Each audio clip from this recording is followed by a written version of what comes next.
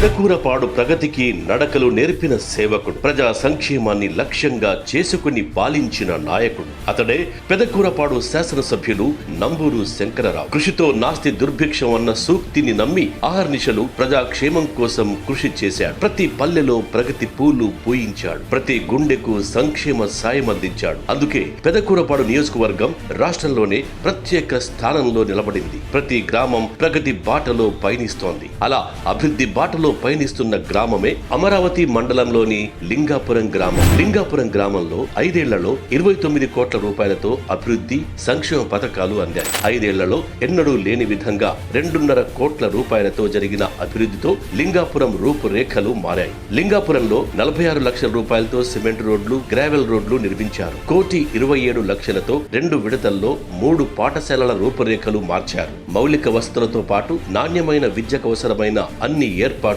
చేశారు. అంగన్వాడీ భవనాన్ని బాగు చేశారు.